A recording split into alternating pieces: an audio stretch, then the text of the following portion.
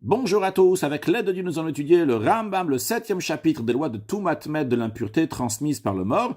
Comme nous l'avons appris dans les chapitres précédents, il y a 3 manières comment l'impureté passe du mort à une personne ou un ustensile. Ça peut être en le touchant par le contact, deuxièmement en le portant et troisièmement donc par le Oel en se trouvant sous le même toit. Quand on dit se trouvant sous le même toit, c'est une des manières donc de l'impureté de la tente. Ça peut être aussi si nous sommes passés au-dessus du mort ou bien nous sommes passés en dessous le mort. C'est-à-dire si nous, on a été une tente du mort ou bien si le mort a été une tente sur nous ou bien si on était sous le même toit que le mort.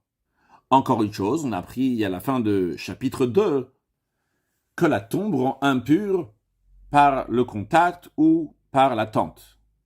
Et on avait appris que ceci est à condition que cette tombe-là, quand elle est construite, donc comme une construction qui est fermée de tous les côtés, et donc à partir de ce moment-là, donc cette tombe-là rendra impure bemaga ou beoel si on l'a touchée ou bien par la tente. Perek Shvi Halacha Aleph. Le Ram nous dit Bait Satum, une maison qui est entièrement fermée de tous les côtés. Shehamed betocho, et le mort se trouve à l'intérieur. Ou Shehayalo Petach, ou bien qu'il y avait une porte à la base.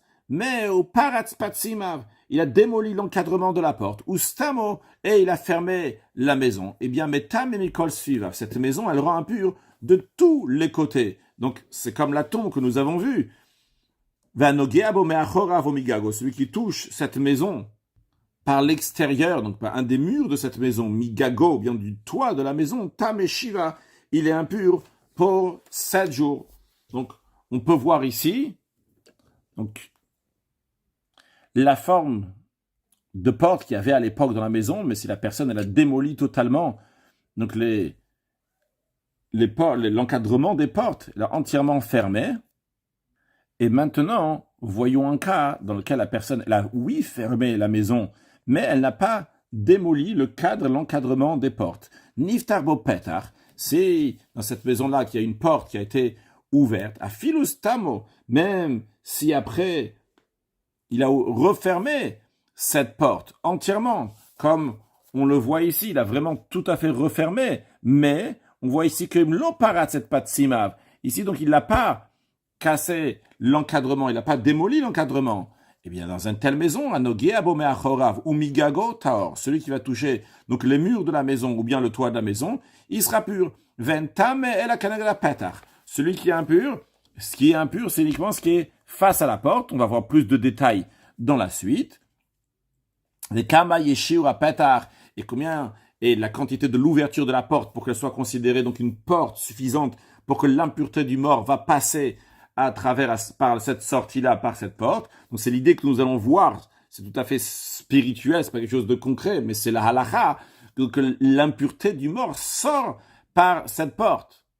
C'est ce qui fait que cette maison n'est pas comme une tombe, car une tombe rend impure de tous les côtés. Si on la touche donc à droite, à gauche, au-dessus, de tous les côtés, ça va rendre impur. Ici, cette maison-là, lorsqu'on va la toucher donc sur les murs et sur le toit, on ne deviendra pas impur uniquement face à la porte, l'endroit où l'impureté elle sort. Alors, combien est la quantité de cette porte? Alors, ça dépend s'il s'agit d'un mort ou bien d'une partie du mort. C'est-à-dire, dans les chapitres précédents, on a appris évidemment que le mort transmet l'impureté, mais aussi, donc, des parties du mort peuvent rendre impur. Par exemple, un kazaït, donc le volume d'une olive, le volume de 27 cm3 de la chair d'un mort, de la chair d'un mort, rend impur. Alors, si dans cette maison-là, c'est quoi? C'est Hamet, il y a un mort, à Pitro, la porte qui est nécessaire, c'est Be'arba Tfachim, c'est 4 Tfachim. Un Tefach, c'est 8 cm. 4 Tfachim, donc 32 cm sur 32 cm, c'est considéré une porte à travers laquelle on fait sortir le mort. Ve'im Kazait, Minamet. Et si dans cette maison-là, il y a seulement donc un Kazait, le volume d'une olive, le volume de 27 cm3 du mort, Pitre Bet Tefach, il faut que la porte, donc la sortie, pour que l'impureté puisse sortir, c'est un Tefach, 8 cm sur 8 cm. Vim gadol mikezait, si c'est plus que le volume d'une olive, eh bien, reokemet, dans ce cas-là, c'est considéré comme le mort, et donc la porte pour que l'impureté va sortir, ou pitre au be'arba, il faut qu'il y ait une porte de 4 fachim sur 4 fachim, de 32 cm sur 32 cm. Halachabet, hamet betoch habayit. Imaginons un cas dans lequel le mort, le cadavre, se trouve dans la maison. Ou bo ptachim arbe, mais cette maison, elle a plusieurs portes. Alors, dans la halakha précédente, on a appris que la maison elle-même, elle est pure, et l'impureté, elle passe par la porte. Mais là, il y a plusieurs portes. Alors, Bisman, chez Kulam Ne'olim, si toutes ces portes-là sont fermées, Kulam Tmeim, toutes ces portes-là sont impures. Quand on dit ces portes-là sont impures, c'est-à-dire la porte ici, il fait référence au côté droit et au côté gauche. C'est-à-dire lorsque je rentre dans une maison, il y a deux poteaux, un poteau à droite et un poteau à gauche. Alors, s'il y a un linteau au-dessus, alors c'est évident que je suis devenu impur, parce que je suis dans la maison du mort. Mais même dans un cas où il n'y a pas de linteau au-dessus de ma tête lorsque je rentre, mais j'ai juste un poteau à droite et un poteau à gauche, et je suis rentré dans ce côté-là, dans cet espace-là de la porte, eh bien c'est considéré la maison et je deviens impur s'il y a un mort dans la maison. De même, va Yoshev betzad kol petachmen tachatatikra, celui qui s'assoit à côté de ces portes-là, sous le toit, ayot set à la petach, le toit qui ressort au-dessus, qu'on peut voir ici, là, il y a cette personne-là qui est assise sous le toit qui ressort de la porte. Donc ici on a la porte, là, il y a un toit qui ressort, il est assis en dessous. Cette personne-là, elle est assise dans un endroit qui est considéré la maison, même s'il y en a plusieurs portes, qui soient assis là, là ou là, eh bien toutes ces portes-là, bien qu'ils sont fermées, eh bien quand même, cette personne-là, elle est impure, toute la sorte, on considère donc l'impureté du mort, elle sort par cette porte, par celle-là, donc de tous les côtés. Donc c'est la raison pour laquelle que Nitma, celui qui s'assoit donc sous ce toit qui est devant la porte, il devient impur. Niftach echad même, si une de ces portes s'est ouverte, et même s'il avait, on ne parle pas maintenant s'il a pensé que le mort va sortir par cette porte ou pas, mais il y a une porte donc qui s'est ouverte. Donc les autres sont fermées, une qui est ouverte. Ou bien que toutes les portes sont fermées, mais il a pensé, il dit, le mort, il faut le faire sortir donc par telle et telle porte. Même si sa pensée, elle est venue après que le mort, il est déjà mort. C'est-à-dire, le mort, il est mort. Il y avait toutes ces portes-là qui sont potentiellement, le mort peut sortir par celle-là, par cette porte, par une autre porte. Et lui, il a dit, tiens, je vais faire sortir le mort par cette porte-là. Eh bien, même si il a pensé de faire sortir par une fenêtre, non pas par une des portes, mais par une fenêtre qui fait 4 sur 4, eh bien, par cela, il a sauvé, entre guillemets, toutes les portes. Ça veut dire que toutes ces portes, tout ce qui est devant ces portes-là, donc n'est pas devenu impur. Mais qu'est-ce qui est impur? Uniquement face à la porte qui a été ouverte, ou bien qu'il a la porte qu'il a pensé, bien qu'il n'a pas ouvert une porte, la porte qu'il a pensé faire sortir le mort par là-bas, ou bien par la fenêtre qu'il a pensé faire sortir le mort par là-bas. Ve'achar teorin. Et les autres portes, et ceux qui sont assis devant les autres portes, sous le toit qui est devant les autres portes, ils sont purs. Pourquoi? Parce que ces portes-là sont fermées. Et cette maison-là donc n'est pas comme une tombe qui est fermée de tous les côtés. En effet, ce serait fermé de tous les côtés. Alors, toute la maison est considérée comme cette tombe-là, et donc tout ce qui touche la maison, ou bien tout ce qui se trouve sous le toit, même qui est à côté de ces portes, etc., il devient impur aussi. Mais là, c'est pas le cas. Vechen, le Ram nous donne encore un autre cas. S'il a commencé à creuser une nouvelle porte, petach l'otzio, pour le faire sortir par là-bas. Imaginons, nous avons ce cas de figure. Donc, il y a un mort dans cette maison-là. Il y a deux portes ici. Il y a même un ustensile donc, qui est dans le cadre-là de cette porte. Et donc, cet ustensile-là, si on ne va pas dire que le mort sort d'ailleurs, cet ustensile-là est impur. Mais lui, il a commencé à faire un trou ici, creuser un trou, pour sortir le mort par ce trou. Eh bien, Mishiyarta Arba al Arba, dès qu'il va creuser un 4 tfachim sur 4 tfachim, 32 tfachim sur 32 tfachim, 32 cm sur 32 cm, on a dit, c'est la taille qu'il faut pour faire sortir l'impureté du mort, pour faire sortir le mort. Eh bien, par cela, Hitzila kol aptachim kulam. Il a sauvé, entre guillemets, donc tous les autres portes qui ne sont pas impures. Donc, par exemple, cet ustensile-là qui était là-bas, eh bien, va être pur. Hayasham Petar Satum. Encore un cas, s'il y avait une ancienne porte qui était fermée avec des pierres, il a pensé donc de faire sortir le mort par là-bas, il a même commencé à faire une action d'ouvrir cette porte-là, du moment où il va commencer à ouvrir même une petite porte, Itzil al-Aptachim Kulam, il a sauvé toutes les autres portes.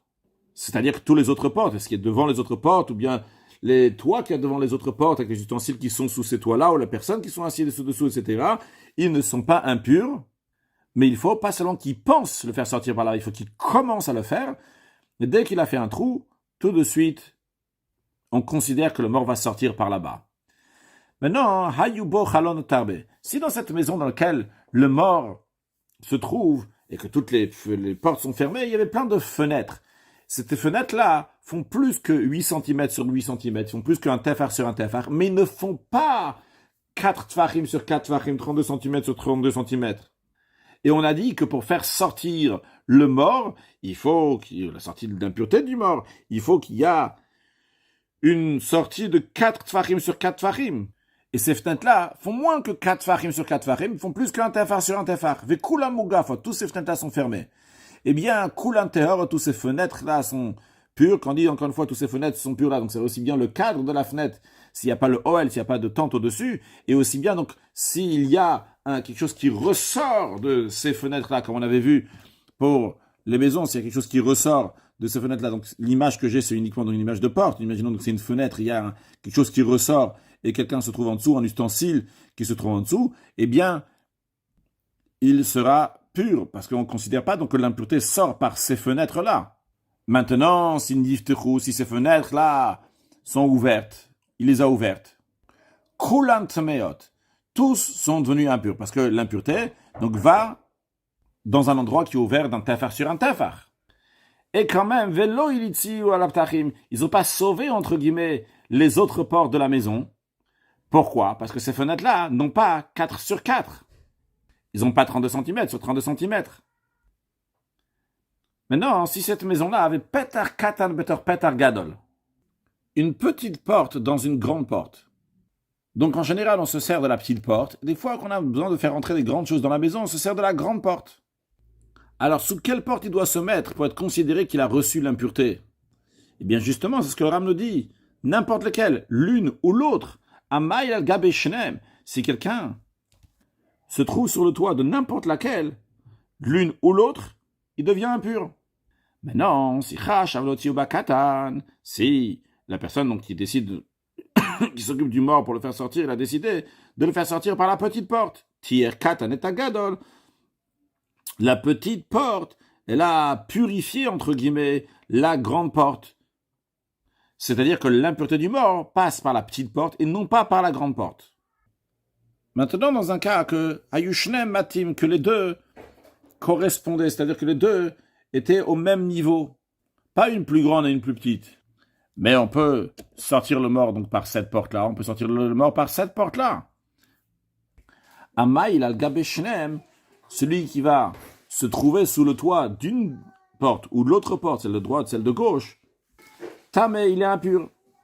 Maintenant, si si la personne qui s'occupe de faire sortir le mort a pensé de faire sortir le mort donc par cette porte-là, par exemple par celle de droite, tire et travers, ça a rendu pur, entre guillemets, donc l'autre, c'est-à-dire que l'autre, celle de gauche, n'est pas impure.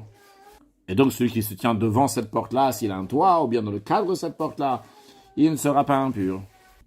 Maintenant, si la si la maison avait une porte du côté nord, une autre porte du côté sud, lui il a pensé à faire sortir le mort dans la porte du nord, donc c'est la pureté, elle sort de la porte du nord, et donc ceux qui sont devant la porte du nord, dans le cadre de la porte du nord, ou bien sous le toit qui est devant la porte du nord, c'est eux qui sont impurs, mais de l'autre côté, donc du côté sud, c'est pas impur. Mais après, ses frères ou ses proches, ils disent non, il faut faire sortir le mort, donc par la porte qui est au sud, ou bien que lui-même il a changé d'avis. Et bien, dans ces cas-là, Tir Drometatsoni, la porte du sud a purifié celle du nord. Évidemment, quand on dit elle a purifié, c'est une image.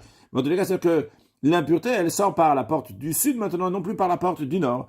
Ou Bilvad, Shalo Yarim. Mais ça, c'est pas condition. Qui ne fait pas ça intentionnellement pour purifier les choses qui sont de l'autre côté.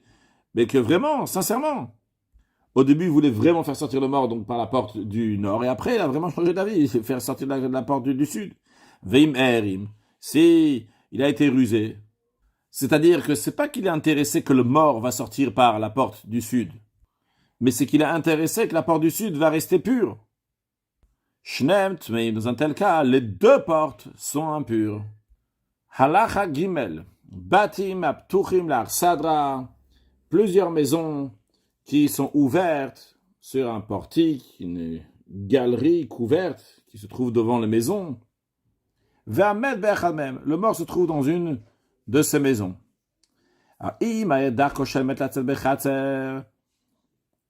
Si la manière dont le mort sort de la maison, c'est en le faisant sortir dans la cour, ici qu'on est dans la cour, donc c'est dans ce portique-là, donc dans cette galerie qui est couverte.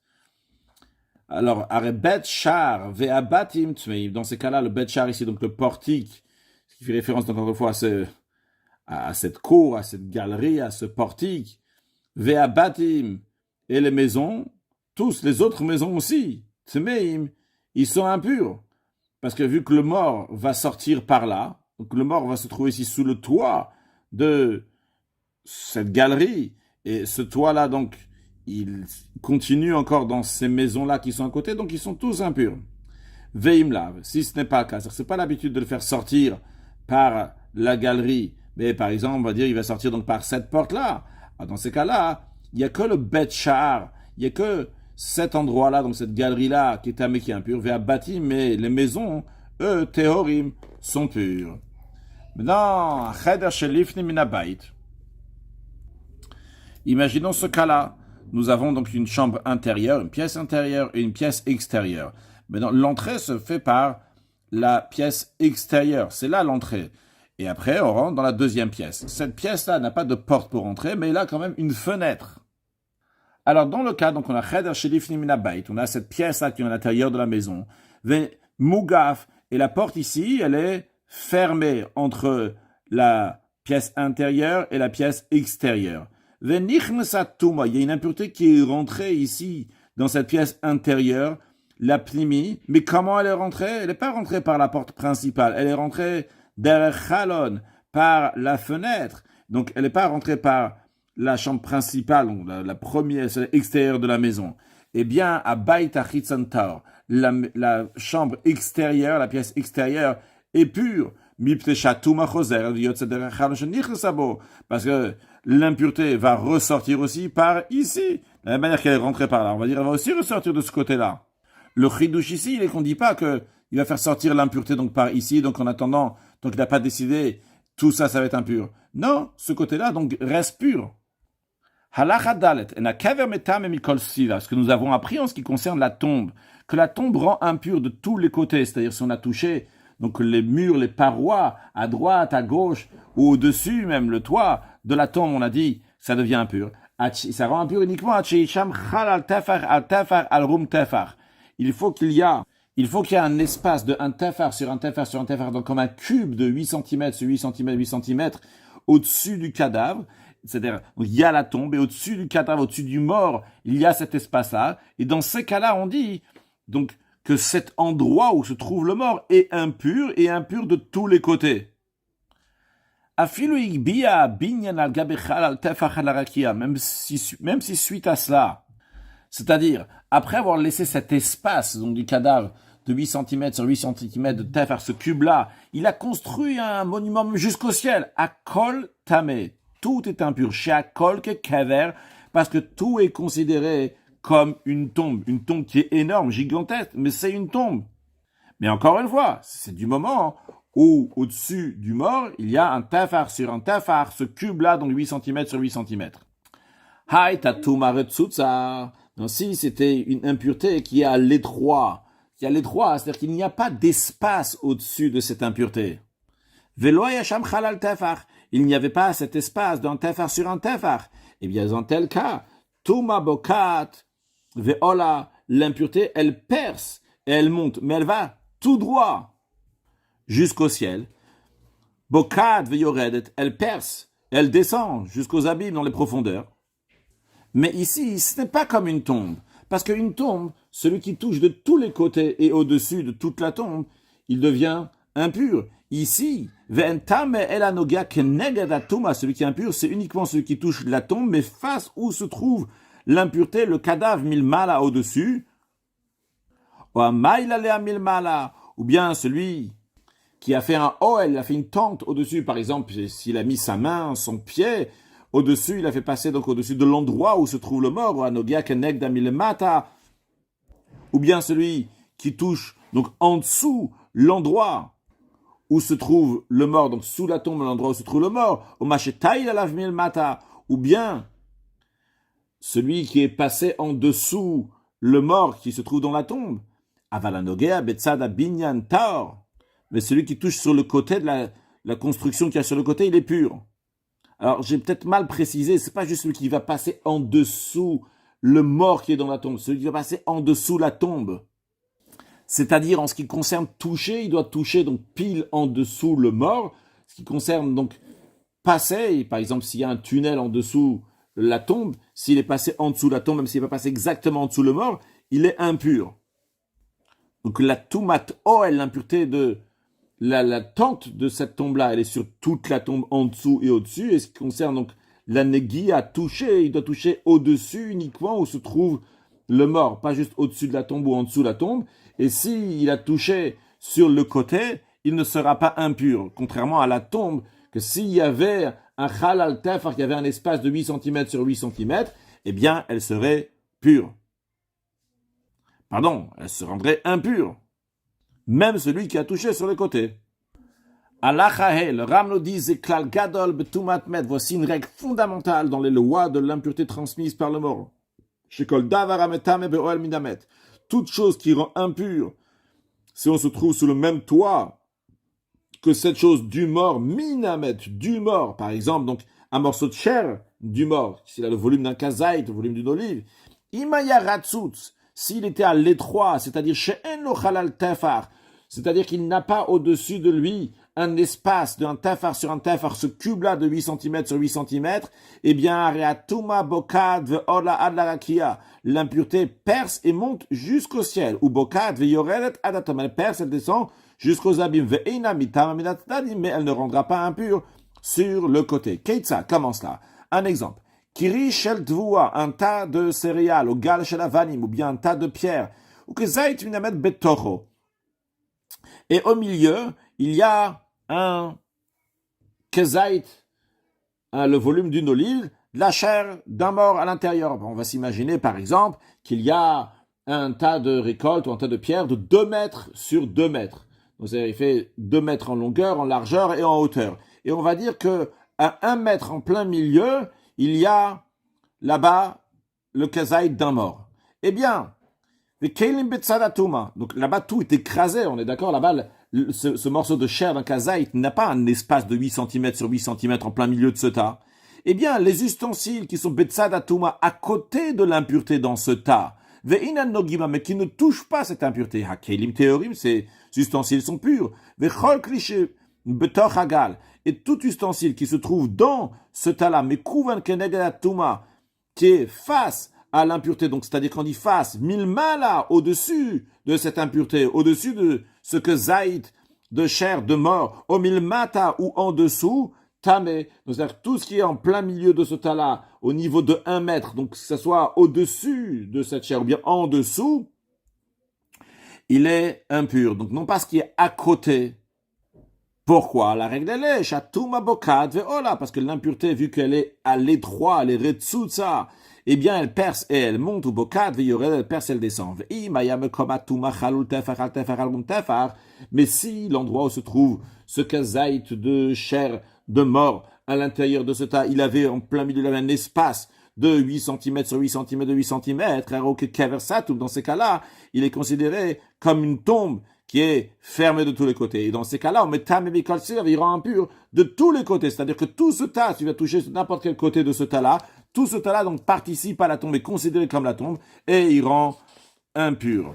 Halachavar, bait shemilao afar otsorot, une maison que quelqu'un a rempli jusqu'au plafond avec de la terre ou avec des cailloux, a rézébité la baït, il a annulé maintenant la notion de maison. Donc maintenant, c'est plus comme une maison, ça parle les lois d'une impureté qui se trouve dans une maison, mais mais c'est comme un tas de terre ou de sorot ou de cailloux et qu'on a vu dans la lacha précédente. Donc s'il y avait de l'impureté en plein milieu de cette terre-là qui remplit maintenant toute la maison, on ne va pas dire que toute la maison est considérée comme une tombe. Non, parce que ça n'a plus une notion de maison. Mais on va dire que c'est comme un tas, que Bokad ve'ole cette impureté. Donc, perce la terre, perce les cailloux, ve'ola, elle monte jusqu'au ciel, au Bokad ve'yoredet, elle perce, elle descend. Donc, ve'kelim shebitzidea, tous les ustensiles qui sont sur le côté, betoch et afar, qui sont dans cette terre-là, théorim, sont purs. Alacha zayin, tuma sheir tzutza bekotel. Une impureté qui se trouve dans un mur, elle est à l'étroit là-bas. Donc, on est d'accord, basé sur ce qu'on a appris, que c'est uniquement quelqu'un qui va toucher, il va passer au-dessus, ou toucher au-dessus, qui va devenir impur. Mais s'il va toucher les côtés du mur, il va pas devenir impur. Mais, qu'est-ce qu'il a fait maintenant? Vesamar souka la kotel. Et il a fait une cabane, il a construit une cabane à côté de ce mur. C'est-à-dire, voyons, ici donc nous avons un mur. Dans ce mur-là, il y a une impureté. Ce mur-là en lui-même, il est pur si tu vas le toucher sur le côté. C'est pour ça qu'on voit la couleur aussi, donc il est clair ici. Donc il représente que si quelqu'un va toucher ce mur-là, bien que dans ce mur-là, il y a une impureté, mais vu qu'elle est retsutsa, elle est étroite, celui qui touche ce mur-là, c'est pas considéré comme une tombe. Et donc s'il a touché le côté de ce mur-là, il est pur. Mais suite à ça, une personne va construire une cabane comme ça au-dessus. Et comme vous voyez ici, le toit de cette cabane-là va au-dessus de ce mur-là. Donc maintenant, le toit de ce cabane-là fait OL, fait tente sur ce mur. Donc toute cette cabane, finalement, elle est devenue donc comme un kever, comme une tombe, vu que elle est au-dessus.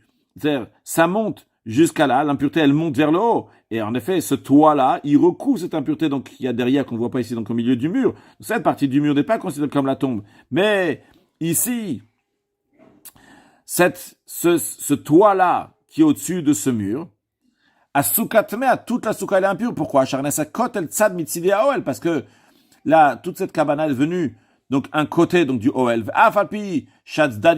Bien que les côtés, ici, ils sont purs, mais ici, il loyal, pour celui qui touche ce mur-là, il loyal s'il n'y avait pas de tente au-dessus. Du moment où il y a une tente au-dessus, à Oel kulotame, donc parce que l'impureté, elle est à l'intérieur. Donc, même si on ne va pas considérer ça comme un kever, comme une tombe, il y a un Oel ici sur un kever, une tente sur un kever. Donc, il fait que c'est comme la loi du kever, c'est-à-dire que partout où il va toucher, maintenant le mur aussi qu'il va toucher, il va devenir impur. Conclure avec un mot de Chassidut, on avait appris dans le premier chapitre que même un petit enfant qui a touché ou qui a porté ou qui a couvert un mort, il est devenu impur. Le rabbi nous dit la raison elle est parce que le corps d'un juif est saint dans lui-même, avant même que son âme sainte est rentrée, avant même qu'il ait bar mitzvah, dès qu'il naît, il peut réceptionner l'impureté, ce qui n'est pas le cas d'un non-juif, comme le Zohar il dit que Goufa Dilan Kadish, que leur corps est saint. Et comme d'ailleurs, la Dbora Zakan l'explique sur le passage de la prière qui dit Ubanu Bacharta Mikol Velashon, qu'Hachem nous a choisi de toutes les nations. De quoi s'agit-il? Ou à Goufa Chougri, c'est le corps matériel. Et comme on va le voir très prochainement lors de la venue de Mashiach, une excellente journée.